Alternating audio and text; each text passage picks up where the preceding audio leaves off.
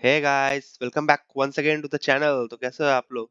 तो यार, आप लोगों ने काफी कमेंट किया था कि फेज 2 का स्ट्रेटजी के लिए। तो मुझे टाइम थोड़ा नहीं मिल रहा था इसीलिए, बट आज मैंने सोचा कि आप लोगों के सामने ये फेज 2 का स्ट्रेटजी लेके आऊं, क्योंकि फेज 1 और फेज 2 के बीच में ज्यादा टाइम का डिफरेंस है नहीं। तो अभी से अगर आप लोग का हेल्प नहीं किया, स्ट्रेटजी वगैरह वीडियो अभी से नहीं डाला, तो आप लोग प्रॉपर्ली प्रिपेयर नहीं कर पाएंगे मेंस के लिए। तो इसीलिए मैंने ये स्ट्रेटजी वाला वीडियो आपके सामने आज मैं अपलोड कर रहा हूँ।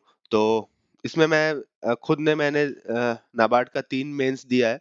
तो इससे रिलेटेड मैं आप लोगों को कुछ टिप्स दूंगा, जिससे कि आप अच्छे से अटेम्प्ट कर पाओगे और स्कोर हाई कर पाओगे नाबार्ड में। इसमें से मैंने 2 बार जनरलिस्ट से और 1 बार मैंने स्पेशलिस्ट से मेंस अटेम्प्ट किया है।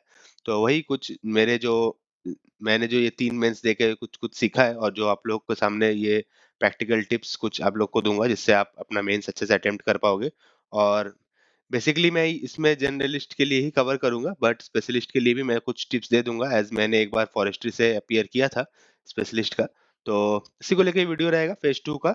और आई होप कि ये वीडियो आप लोग को हेल्प करेगा। अगर अच्छा लगे तो आप चैनल को सब्सक्राइब कर सकते हैं, और कमेंट करना नीचे अपना, आप कुछ भी डाउट्स हो तो, और वीडियो को लाइक करना। तो चलिए वीडियो शुरू करता हूँ। तो पहले एग्जाम पैटर्न देख लेते हैं। तो इसमें बेसिकली अगर जर्नलिस्ट की बात करें, जो कि पोस्ट ऑफ जर्नलिस्ट यहाँ पे है, तो पहला पेपर होगा जनरल इंग्लिश। इसमें बेसिकली आपका जो मेंस होगा, इसमें आपको बता दूं कि आपको 2 एडमिट कार्ड दिए जाएंगे, एक पेपर 1 के लिए, पेपर 2 के लिए। पेपर 1 आपको जनरल इंग्लिश होगा, उसमें ऑनलाइन डिस्क्रिप्टिव जो आपका लिखा है सब ऑनलाइन ही होगा, और पेन पेपर बेस्ड नहीं है, टाइपिंग बेस्ड है। तो आपको टाइप करना पड़ेगा। ठीक है।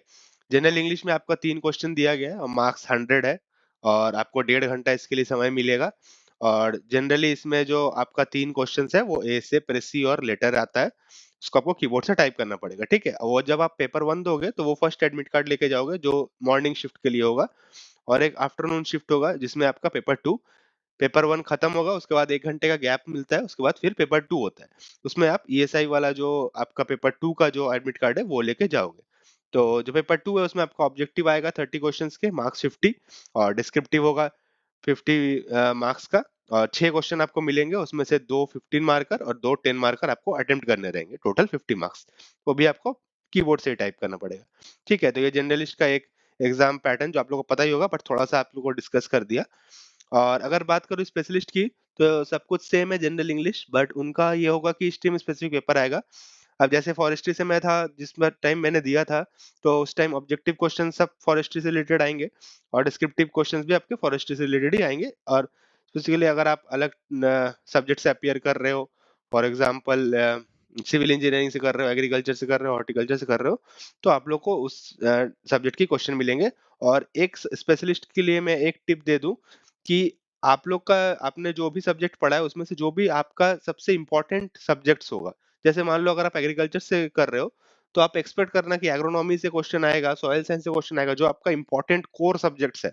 कोर सब्जेक्ट से ही बेसिकली क्वेश्चंस पूछा जाता है स्पेशलिस्ट में। जैसे मैं फॉरेस्ट्री में था, अगर कोई आप फॉरेस्ट्री के होंगे तो रिलेट कर पाएंगे कि एग्रो फॉरेस्ट्री हमारा काफी इंपॉर्टेंट टॉपिक है, एग्रो फॉरेस्ट्री से क्वेश्चंस आते हैं। फिर आपका सिल्वीकल्चर सिस्टम हो गया, सिल्वीकल्चर हो गया, फॉरेस्ट्री ब्रीडिंग हो गया, जो इंपॉर्टेंट कोर सब्जेक्ट्स है उसी से ज्यादा क्वेश्चंस आने की प्रोबेबिलिटी है फॉर स्पेशलिस्ट। ये आपका सब्जेक्ट कुछ भी हो, सिविल इंजीनियरिंग से आप कर रहे हो, या दूसरा कोई भी सब्जेक्ट से आप अपियर कर रहे हो स्पेशलिस्ट, तो आप अपना कोर सब्जेक्ट्स को बहुत अच्छे से पढ़ना, उसी से मेजोरिटी चांस है कि आपका डिस्क्रिप्टिव इवन ऑब्जेक्टिव का क्वेश्चंस आएगा। ठीक है। तो अभी बात कर लेते हैं अगर इंग्लिश सेक्शन की। पहला पेपर जो आपको देखने को मिलेगा, तो उसमें जैसे मैंने बताया, ए से 40 मार्क्स का रहेगा, प्रेसी 30 मार्क्स का, और लेटर 30 मार्क्स का। ए से जो आपका होगा वो बेसिकली बेस्ड रहता है लेटेस्ट टॉपिक्स में, related to agriculture, rural development. ठीक है। और गवर्नमेंट स्कीम से काफी कम आते हैं, बट एग्रीकल्चर रिलेटेड से आपको टॉपिक देखने को मिलेगा। जैसे पिछले बार एक एआई वाला आया था कि एआई का क्या यूजेज हो रहा है एग्रीकल्चर में, ऐसा रिलेटेड आपको ए से 3 टॉपिक्स देखने को मिलते हैं, उसमें किसी एक में से लिखना पड़ता है। और ये जनरली 400 या 500 वर्ड्स का आपको लिखना पड़ेगा ऐसे। ठीक है।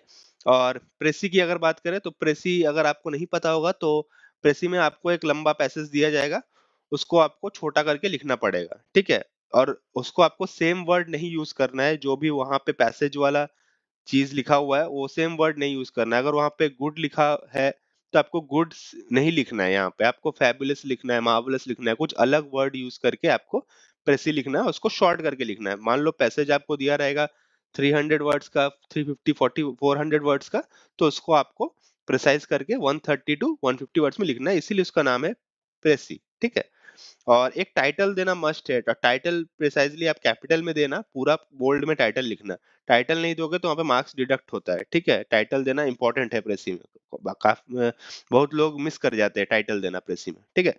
और लेटर की अगर बात करें तो लेटर में फॉर्मल लेटर आएगा आपका, बेसिकली फॉर्मल लेटर तो आएगा ही, और उसमें जस्ट आपको फॉर्मेट अच्छे से देख के जाना है फॉर्मल लेटर का, और ग्रामर का यूजेस करेक्टली करना है। ग्रामेटिकल मिस्टेक एक बहुत खराब इंप्रेशन देता है, specifically in exam like NABARD. तो आप एक अच्छे ऑफिसर बनोगे, असिस्टेंट मैनेजर की पोस्ट पे जाओगे, तो वहाँ पे आपका इंग्लिश थोड़ा अच्छा होना चाहिए। तो ग्रामर यूजेस करेक्टली करना, पंक्चुएशन मार्क्स भी सही सही से देना, उसमें कोई एरर मत करना। बाकी यही है, इंग्लिश में आप इतना करोगे तो जो मैंने बोला, तो ये इंग्लिश में आपका सॉर्टेड हो जाएगा। अब कुछ टिप्स मैं आपको दूंगा जो जिससे उसको आप अगर अपनाएंगे तो इंग्लिश में थोड़ा सा आपका मार्क्स बेटर हो सकता है। तो बेसिकली देखो, इंग्लिश में मैं बात करूँ 100 में, तो अगर आपका 60 प्लस मार्क्स आ रहा है तो काफी अच्छा मार्क्स माना जाता है इंग्लिश में। जैसे मैंने फर्स्ट अटेम्प्ट में मेरा 63 या 64 ऐसा कुछ आया था, ठीक है? तो वो एक अच्छा मार्क्स माना जाता है। तो आपको एम करना है 60, 65 प्लस, 60 प्लस तो मिनिमम एम करना ही है। तो उसके लिए क्या क्या टिप्स, ये अगर आप फॉलो करते हो तो आपको काफी हेल्प मिलेगा वो 60 प्लस मार्क्स अटेंड करने के लिए। तो पहला तो है कि स्पेलिंग और ग्रामेटिकल मिस्टेक्स नहीं होना चाहिए, एकदम स्ट्रिक्टली नो, ये तो होना ही नहीं चाहिए, ग्रामेटिकल मिस्टेक्स और स्पेलिंग मिस्टेक्स, ठीक है?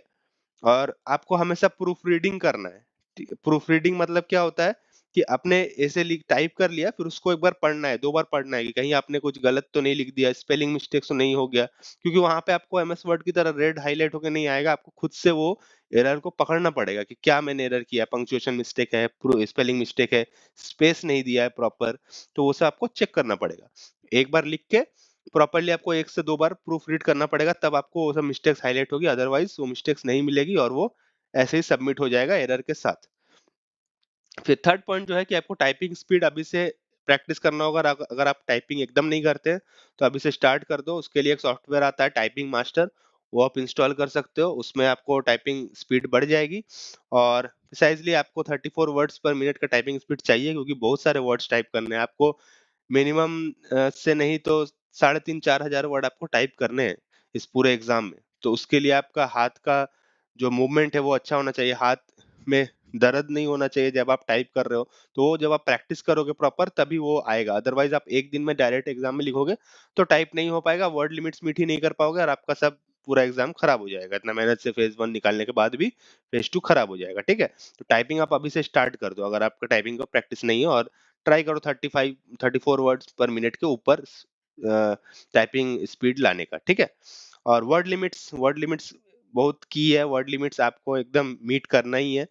और प्रेसी में तो एकदम कट टू कट लिखना है, अगर 130 बोला है तो 130, 128, 29 चलेगा, बट ट्राई करना कि एकदम वर्ड टू वर्ड लिखने का, ठीक है? उसके बाद बाकी के लिए अगर मैं बात करूँ एसे और लेटर में, तो आपका 10 वर्ड्स प्लस माइनस चलेगा, अगर 400 बोला है तो 390, 410 लिख दिया चलेगा, बट प्रेसी में try to maintain the word limit specifically, जो वहाँ पे बोला है उसमें आपको स्टिक करना है। और फॉर्डर मटेरियल्स कि आप कहाँ से अच्छा ऐसे लिखोगे, तो उसके लिए आप आर्टिकल्स पढ़ो एग्रीकल्चर और लेटेस्ट डेवलपमेंट्स के। और सोर्सेज कुछ कुछ हैं ऐसे के लिए, जो मैंने फॉलो किया था वो कुरुक्षेत्र का, आप लास्ट 4 मंथ्स का कुरुक्षेत्र खरीद के पढ़ सकते हो। बेसिकली उसमें से कुछ कुछ आपको टॉपिक्स या डेटा वगैरह मिलेंगे, अगर आप ऐसे में डेटा वगैरह डालते हो और सोर्स लिखते हो कि इस डेटा से मैंने इस सोर्स से पढ़ा, तो वो एक अच्छा इंप्रेशन जाता है कि हाँ आपने काफी डिटेल्स में पढ़ा है और आपने अच्छी तैयारी करी है। तो वो एग्जामिनर को एक अच्छा आपके बारे में पॉजिटिव रिव्यू देता है। विकासपीडिया भी एक अच्छा है, वहाँ पे आपको काफी वैरायटी ऑफ टॉपिक्स से रिलेटेड इंफॉर्मेशन मिलेंगे, उसको भी आप रेफर कर सकते हो। और नाबार्ड का न्यूज़ तो है ही, नाबार्ड का वेबसाइट में नाबार्ड क्या कर रहा है उससे रिलेटेड भी आप पढ़ सकते हो, तो आपको एक आइडिया मिलेगा कि नाबार्ड अभी किस चीज के बारे में ज्यादा हाईलाइट कर रहा है। तो उस चीज के बारे में बहुत चांसेस, अगर वो माइक्रो इरिगेशन इरिगेशन से रिलेटेड काफी सारे आर्टिकल्स नाबार्ड पब्लिश कर रहा है, तो there is high chances that you might see an essay related to irrigation, ठीक है? तो ये काफी अच्छा चांस होता है, तो आप नाबार्ड का वेबसाइट भी विजिट कर सकते हो। तो ये हो गया पेपर 1 का स्ट्रेटेजी। अब हम मूव करेंगे पेपर 2 में कि ऑब्जेक्टिव में आप कैसे अपियर कर सकते हो, ठीक है? तो देखो 50 मार्क्स यहाँ भी आएँगे, 1 मार्कर के 10 क्वेश्चन्स आएँगे। इसका आपको बाइफरकेशन नहीं दिया है आपका जो नोटिफिकेशन है, बट मैं बोल देता हूँ। 1 मार्कर का 10 क्वेश्चन्स आएगा, 10 मार्क्स, और 2 मार्कर के 20 क्वेश्चन्स आएँगे, वो आपका हो गया 40 मार्क्स, टोटल 50 मार्क्स, ठीक है? ऐसा बाइफरकेशन रहेगा आपका। 1 मार्कर क्वेश्चन्स जो होगा वो आपका एकदम स्ट्रेट फॉरवर्ड रहेगा, जैसे आपको फेज़ 1 में देखने को मिलता है। एकदम ईज़ी आएगा, एकदम 1 लाइनर रहेगा या मैक्सिमम 2 लाइनर रहेगा, उससे आपका हो जाएगा। लेकिन जो 2 मार्कर रहेगा वो पैसेज बेस्ड रहेगा और काफ़ी डेप्थ में वो आपको पूछा जाएगा, क्योंकि 2 मार्कर है, ऐसे तो आपको 2 मार्क्स देंगे नहीं, तो आपको उसके लिए मेहनत कराएँगे, तो वो पैसेज बेस्ड क्वेश्चन आपको देखने को मिलेगा। और पैसेज जो है वो जनरली मिक्स होता है एग्रीकल्चर और ईएसआई टॉपिक्स का, लेकिन एग्रीकल्चर का वेटेज ज़्यादा होता है। जैसे मैंने 2 बार मेंस जनरलिस्ट का लिखा है, तो मुझे ये देख के पता चला है कि एग्री का वेटेज थोड़ा-सा ज़्यादा होता है, ठीक है? कंपैरेटिवली टू ईएसआई का। क्योंकि उसमें पिगरीज़ का, पोल्ट्री का फूड स्टोरेज से रिलेटेड क्वेश्चन्स, ये सब काफ़ी आते हैं टॉपिक्स। पिछले बार पोल्ट्री से रिलेटेड एक आया था कि उसमें उसका जो हाउस होता है, पोल्ट्री जिसमें रहता है, तो उसका कितना लेंथ होता है, एग से रिलेटेड कुछ-कुछ डेटा, तो वो काफ़ी पूछते हैं। और एलाइड एग्रीकल्चर जो मैंने लिखा है कि फोकस ऑन एलाइड एग्रीकल्चर, क्योंकि एलाइड एग्रीकल्चर के क्वेश्चंस अभी ज़्यादा पूछ रहे हैं। लास्ट 2 ईयर्स से 3 ईयर्स से मैं देख रहा हूँ, ये ट्रेंड चल रहा है कि एलाइड एग्रीकल्चर क्वेश्चंस काफ़ी ज़्यादा आते हैं, फेज़ 1 में भी, इवन फेज़ 2 में भी। स्पेशली फॉरेस्ट्री, पिगरीज़, फॉरेस्ट्री का तो आप देख रहे होंगे कि सोशल फॉरेस्ट्री का एक मेंस में क्वेश्चन हर बार आ रहा है लास्ट 2 ईयर से। तो और पिगरीज़ से रिलेटेड जो मैंने बोला वो आता है, पोल्ट्री, एपीकल्चर, सेरीकल्चर, ये सब काफ़ी इंपॉर्टेंट है, मिसलेनियस जो भी है, कोर एग्रीकल्चर को छोड़ के जो भी एलाइड एग्रीकल्चर के टॉपिक्स है, वो आपको ज़्यादा फोकस से पढ़ना है, ठीक है? और ईएसआई के लिए मैं बोलूँगा कि आपको मेजॉरिटी गवर्नमेंट स्कीम से क्वेश्चन देखने को मिलेंगे। वो की है गवर्नमेंट स्कीम्स, आपको each and every government schemes काफ़ी डेप्थ में पढ़ना है, डेटा वगैरह, बजट वगैरह, कितना मॉनेटरी कॉम्प्लिकेशंस है, कितना ज़्यादा मिला था पिछले साल, इस साल क्या कम गया, ज़्यादा हुआ, ये सब आपको एकदम फिंगर टिप्स पे होने चाहिए डेटा, ठीक है? और स्टैटिक टॉपिक्स कभी-कभी आ जाते हैं, जैसे ग्लोबलाइजेशन, एलपीजी रिफॉर्म्स, इसको फेमसली बोलते हैं, ग्लोबलाइजेशन, प्राइवेटाइजेशन एंड लिबरलाइजेशन, इससे क्वेश्चंस आ जाते हैं कभी-कभी, तो स्टैटिक्स कुछ भी करके चलना है। जैसे मैंने आपको फेज़ 1 के लिए बोला था कि टोटली आप स्टैटिक को आप इग्नोर कर दो फॉर ईएसआई, बट फेज़ 2 के लिए मैं बोलूँगा थोड़ा-सा स्टैटिक भी आपको करके चलना है, कभी-कभी क्वेश्चंस आ जाते हैं, ठीक है? तो वहाँ पे अगर आप नहीं करोगे तो आप जो जिसने करा है तो आप उनसे पीछे छूट जाओगे, तो कोई चांस नहीं छोड़ना है आपको अपने सिलेक्शन के लिए, ठीक है? अभी अगर बात करें डिस्क्रिप्टिव जो आपको कैसे करना है, तो डिस्क्रिप्टिव में वो बोलूँगा कि सबसे पहले आपको 15 मार्कर क्वेश्चंस पे ही अटैक करना है, क्योंकि 2 क्वेश्चन आप करोगे 30 मार्क्स हो गए, ठीक है? और इसमें जो आपको देखने को मिलेगा क्वेश्चंस, उसमें बेसिकली एग्रीकल्चर का आपको स्टैटिक पार्ट के क्वेश्चन ज़्यादा देखने को मिलेंगे, और ईएसआई में current oriented majorly government scheme से क्वेश्चन आता है। जैसे पिछले बार एक पीएम विश्वकर्मा का क्वेश्चन आया था, उससे पहले बार नमस्ते स्कीम से आया था। और एग्रीकल्चर में स्टैटिक आता है, जैसे पिछले बार एक एग्री फूड स्टोरेज का क्या-क्या चीज़ में हम फूड क्रॉप्स को स्टोर कर सकते हैं, सिलोज़, बीन्स, ये सब हो गया, गनी बैग्स। तो ऐसा एक क्वेश्चन आया था, वो भी 15 मार्कर का, तो आपको लिखना था डिटेल्स में। ठीक है? और फिर एग्रो क्लाइमेटिक ज़ोन्स के ऊपर एक बार आया था, कितने एग्रो क्लाइमेटिक ज़ोन्स है, कौन-कौन से क्रॉप होते हैं वहाँ पे। 15 मार्कर में ऐसे टाइप के क्वेश्चन आ जाते हैं। एग्रीकल्चर में स्टैटिक और ईएसआई में करंट ओरिएंटेड क्वेश्चंस आपको देखने को ज़्यादा मिलेंगे। और उसके बाद एक जो सबसे कॉमन मिस्टेक है जो वहाँ पे कैंडिडेट्स करते हैं, और वो प्रेशर में हो जाता है कि सब तरफ से टाइपिंग का आवाज़ सुनने को मिलता है, तो वो भी टाइप करने लगते हैं। नहीं, आपको टाइप नहीं करना है। आपको पहले आंसर आपको देखना है। अगर आपको मान लो एक क्वेश्चन देखने को मिला कि uh, agriculture, what is agriculture, what are the different branches of agriculture, ऐसा आपको क्वेश्चंस देखने को मिल गया 10 मार्क का। तो उसको आप पहले फ्रेम करो कि आप कैसे लिखोगे। जैसे एग्रीकल्चर, एग्रीकल्चर कहाँ से आया, लैटिन ओरिजिन है उसका। फिर वो फिर उसमें क्या-क्या ब्रांचेस है, पोमोलॉजी है, हॉर्टिकल्चर है, एपीकल्चर है, फॉरेस्ट्री है। उसको आप कैसे प्रॉपर्ली फ्रेम करो, एक अपने को जो रफ शीट मिला है उसमें प्रॉपर्ली फ्रेम करो, इंट्रोडक्शन, बॉडी और एक पॉजिटिव कंक्लूजन अगर हो सके तो दो, वे फॉरवर्ड दो कि इसमें क्या हो सकता है, गवर्नमेंट क्या इनिशिएटिव्स ले सकती है for better growth and development of this particular thing. तो वैसे आप पहले फ्रेम करो, उसमें आपका ज़्यादा टाइम नहीं जाएगा, 4 से 5, 3 से 4 मिनट ही जाएगा, उसमें आप दो अच्छे से, बट उसमें क्या होगा, वो 3-4 मिनट आपने जो इन्वेस्ट किया, उसमें आपको एक बहुत ही अच्छा आंसर देखने को मिलेगा जब आप टाइप करोगे, रादर देन कि आप हैफज़र्डली कुछ भी टाइप करोगे, आपको समझ ही नहीं है, आप डायरेक्ट टाइप करना स्टार्ट कर दिया, फिर आप क्या होगे, इसमें क्या होता है कि अगर आपने ऐसे टाइप करना स्टार्ट किया, फिर आप वो सेम चीज़ रिपीट करते रहोगे, जो कि एकदम अच्छा नहीं है। एक चीज़ को आप बार-बार लिखोगे, तो वो एकदम अच्छा मार्क्स आपको नहीं फेच करके देगा। फिर जो 4th पॉइंट मैंने बोला है कि कोई भी गवर्नमेंट स्कीम से अगर क्वेश्चन आया, जैसे मान लो कि आपसे क्वेश्चन पूछा गया कि प्रधानमंत्री मत्स्य संपदा योजना का 5 साल 6 साल कंप्लीट हो गया, तो आपका आपका व्यू पॉइंट क्या है कि ये हिट है या मिस है? ठीक है, ऐसा आपको व्यू पॉइंट वाला क्वेश्चन है।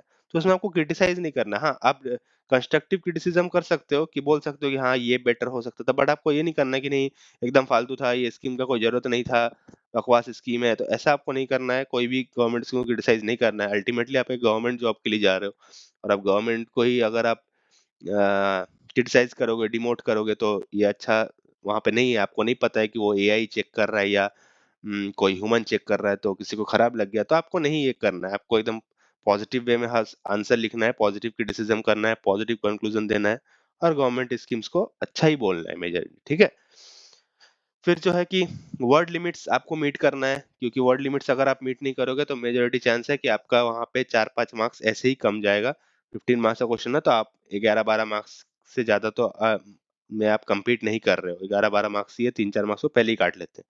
ठीक है? वर्ड लिमिट का, क्योंकि आपको पता नहीं है कि एआई चेक कर रहा है या ह्यूमन। अगर एआई चेक करेगा वो काट देगा। ह्यूमन फिर भी मान लो अगर आपने अच्छा क्वालिटी का आंसर लिखा 600 वर्ड्स का, तो 600 वर्ड्स में अगर आपने अच्छा आंसर भी लिखा, तो फिर भी वो मान लेता है, ठीक है? क्योंकि 15 मार्क का जो आपका क्वेश्चन है उसमें आपको 600 वर्ड्स लिखने हैं, और जो 10 मार्क का उसमें आपको 400 वर्ड्स, ठीक है? तो 1200 इधर हो गया, और 2000 वर्ड्स आपको मेंस में लिखने हैं। तो इसीलिए आपको एआई अगर चेक कर रहा था, उसको पता नहीं है कि आपने पूरा वर्ड लिमिट नहीं मीट किया, तो पहले ही मार्क्स काट देगा। अगर ह्यूमन है तो फिर भी सोचेगा कि नहीं, क्वालिटी अच्छा है, चलो कुछ वर्ड्स कम भी लिखे, बट सही है।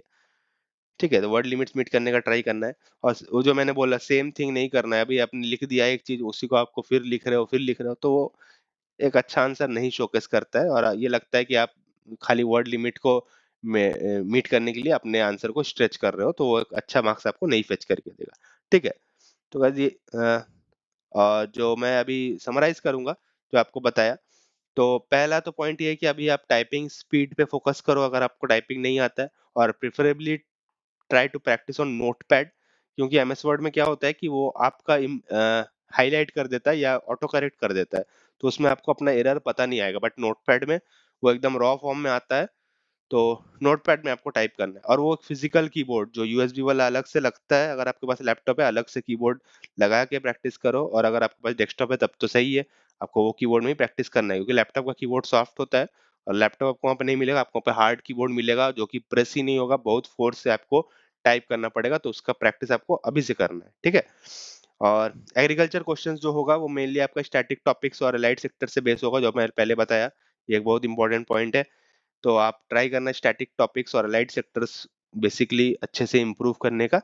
और ईएसआई का क्वेश्चन जो होगा वो आपका करंट ओरिएंटेड मेजरली रहेगा, और मैक्सिमम चांसेस है कि गवर्नमेंट स्कीम से ही आपको देंगे क्वेश्चन, या फिर सम रिपोर्ट्स या कुछ नाबार्ड के एनुअल रिपोर्ट से पिछले बार आ गया था, तो ये काफी चांसेस रहता है, ठीक है?